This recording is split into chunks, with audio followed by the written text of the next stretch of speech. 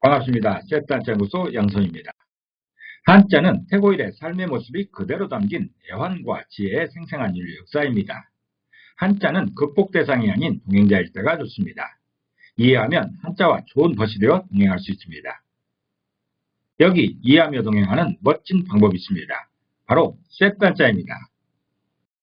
오늘은 셋단자 제199강 법법자에 관련된 셋단자를 공부해 보겠습니다. 오늘 배울 글자는 한 글자의 중심자와 6글자의 관계자로 구성되었습니다. 배경을 살펴보겠습니다. 중심자는 법법자입니다. 법은 공동체의 생활 방식에 대한 것입니다. 다시 말해서 공동체 구성원 모두가 지켜야 할 규범에 관한 것이지요. 셋단자 199강에서는 공동체 구성원이 꼭 지켜야 할 규범에 대해서 설명합니다. 중심자를 보겠습니다. 중심자는 법법자입니다. 법법자는 법을 의미하고 있습니다. 해당 부서로는 흐르는 물을 의미하는 물수자와 가다라는 의미로서 진행을 표현하고 있는 갈것자로 구성되어 있습니다.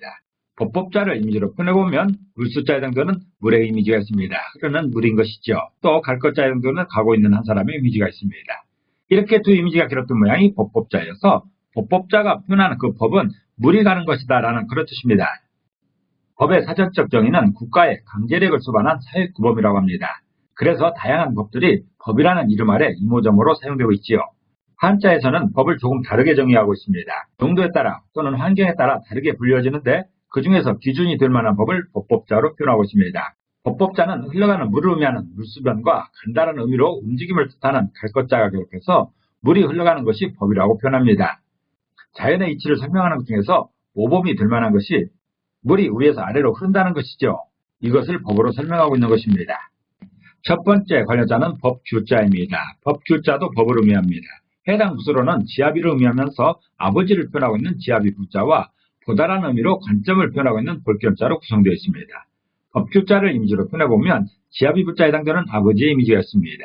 그리고 볼견자에 해당되는 위를 쳐다보고 있는 한 소녀의 이미지가 있습니다.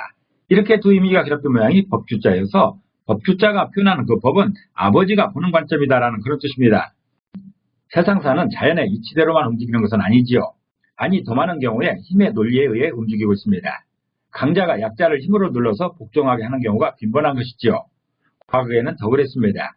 공동체를 대표가 되는 우두머리의 마음에 따라 자기 내키는 대로 관리하는 그런 법이 있습니다. 짐이 곧 법이다라는 말이 꼭 들어맞는 그런 경우입니다. 가장 작은 공동체인 가정에서는 아버지가 대장이지요. 그 아버지가 보는 관점이 곧 법이었습니다. 지금도 그런 가정이 있을지 모릅니다. 법규자는 아버지 또는 지아비를 의미하는 지아비 부자와 보다라는 의미의 볼견자가 결합해서 아버지가 보는 것이 법이라고 표현합니다. 두 번째 관련자는 법칙자입니다. 법칙자도 법을 의미합니다. 해당 부서로는 조개를 의미하면서 재물을 표현하고 있는 조개표자와 칼을 의미하는 칼도자로 구성되어 있습니다. 법칙자를 이미지로 표현해보면 조개표자에 해당되는 재물의 이미지가 있습니다. 그리고 칼도자에 해당되는 칼 들고 있는 사람의 이미지가 있습니다. 이렇게 두 이미지가 결합된 모양이 법칙자여서 법칙자가 표현하는 그 법은 재물을 칼로 나누는 방법이다라는 그런 뜻입니다. 아무리 많은 법이 있다 할지라도 재물을 나누는 데는 또 다른 법이 필요합니다. 속된 말로 부자지간에도 계산은 바로 해야 된다라는 그런 말이 있죠. 세상사 갈등의 1번은 돈 문제일 것입니다. 처음에 정확히 정하지 못했거나 정했다 하더라도 나중에 다른 상황이 발생하면 배분의 문제가 생기기 마련입니다. 그런 것을 정한 법을 법칙자로 설명합니다. 재물을 의미하는 조개표자와 나누는 도구로서 칼을 의미하는 칼도자가 결합해서 재물을 칼로 나누는 방법이 법이라고 표현합니다. 세 번째 관련자는 법헌자입니다. 법헌자도 법을 의미합니다.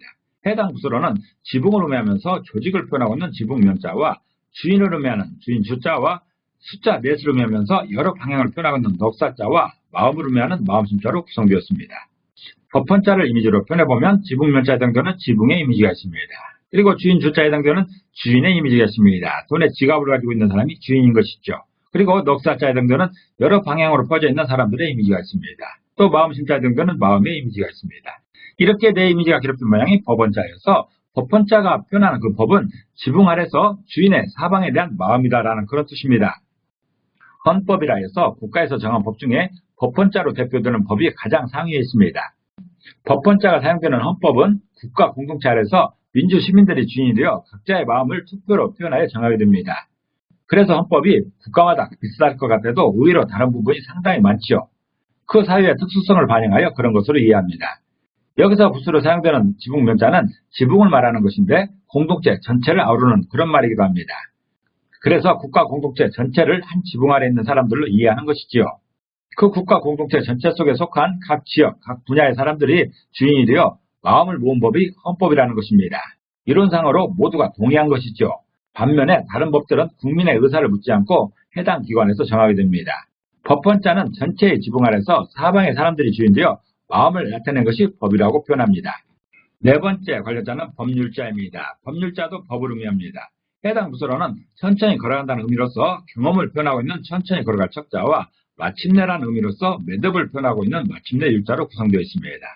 법률 율자를 이미지로 표현해보면 천천히 걸어갈 척자에 해당되는 천천히 걸어가고 있는 한 사람의 이미지가 있습니다. 그리고 마침내 율자에 해당되는 항해하고 있는 배의 이미지가 있습니다. 이 배가 조금 있으면 마침내 항구에 도착할 것입니다. 이렇게 두 이미지가 결합된 모양이 법률 율자여서 법률 율자가 표현하는 그 법은 경험에 의해 마침내 내린 결론이다라는 그런 뜻입니다. 법 중에는 자연의 이치를 표현하는 법도 있고 그 사유가 필요해서 정한 법도 있습니다. 반면에 한 세상 살다 보니까 이렇구나 해서 정해지는 법도 있습니다. 우리나라는 성문법을 채택하고 있기 때문에 공식적으로 관수법이라 할 수 있는 불문법은 없습니다. 그러나 제가 기억하기로 예전에 서울에서 세종시로 수도 이전에 불가를 판단하면서 형법재판소에서 관수법을 거론한 적도 있습니다. 법률 율자는 부수로 사용되는 천천히 걸어갈 척자가 뒤뚱거리면서 천천히 걸어가는 것을 의미하고 있기 때문에 시행착오 속에서 한 발짝씩 한 발짝씩 전진하는 삶의 경험을 의미합니다. 또한 마침내 율자는 마침내라는 의미로서 어떤 과정이 마무리되는 상황에서 그 결론을 표현하고 있습니다. 그래서 법률 율자는 경험 속에서 마침내 얻어지는 결론이 법이라고 표현하는 것입니다. 공자님이 말씀하신 지천명과도 맥락을 같이 하는 그런 한자라고 할 수 있습니다. 다섯 번째 관련자는 법식자입니다. 법식자도 법을 의미합니다.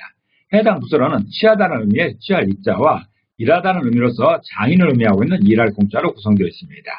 법식자를 이미지로 표현해보면 취할 익자와 일할 공자에 해당되는 어떤 사람이 방법을 취하고 있는 이렇게 물건을 들고 있는 이런 표현인 것이죠. 이거는 이 사람 마음인 것이죠. 이런 이미지가 바로 법식자를 표현하고 있습니다. 그래서 법식자가 표현하는 그 법은 장인이 취하는 방법이다라는 그런 뜻입니다. 기술자라고도 부르고 장인이라고도 부르는 전문가들은 각자의 독특한 작업 방법이 있습니다. 그 일의 함에 있어서 매뉴얼에 분명히 작업 순서와 방법이 기록되어 있는데도 불구하고 장인들은 꼭 그렇게 작업하지는 않습니다. 오랜 세월을 작업하면서 더 효과적인 방법을 찾았기 때문입니다. 아무리 좋은 매뉴얼이 있다 할지라도 환경에 따라 변화가 필요하기 마련입니다. 그 변화를 장인들은 기가 막히게 찾아내서 효율적인 작업을 하는 것입니다. 그래서 장인이 취하는 방법이 또 하나의 방법이 되는 것입니다. 법식자는 일하는 사람, 곧 장인이 취하는 방법이 법이라고 표현합니다. 여섯 번째 관련자는 법전자입니다. 법전자도 법을 의미합니다. 해당 부서로는 책을 의미하면서 문서를 표현하고 있는 책자와 책상을 표현하고 있는 기호로서 이런 기호가 있습니다. 법전자를 이미지로 표현해보면 책자에 해당되는 책의 이미지가 있습니다. 그리고 책상의 기호로서 책상의 이미지가 있습니다. 이렇게 두 이미지가 결합된 모양이 법전자여서 법전자가 표현하는 그 법은 책상 위에 있는 책의 내용이다라는 그런 뜻입니다. 성문법을 채택하고 있는 나라에서는 일단 입법기관에서 법이 만들어지면 기록을 하여 법률가들에게 전달되어야 합니다. 그래서 판사든 검사든 법률가들은 그 법에 따라 법을 행사하는 것입니다. 특히 법을 최종 판단하는 판사는 항상 책상 위에 법률 관련 책이 올려져 있어야 합니다. 왜냐하면 본인의 생각에 의해 법을 집행하는 것이 아니라 법전의 내용대로 판단해야 하기 때문입니다. 법전자는 책상 위에 책의 내용이 법이라고 표현합니다. 오늘은 한 글자의 중심자와 여섯 글자의 관련자로 구성된 법법자의 세트 한자를 공부해봤습니다. 오늘 공부한 내용을 다시 한번 요약하면서 이 시간을 정리하도록 하겠습니다.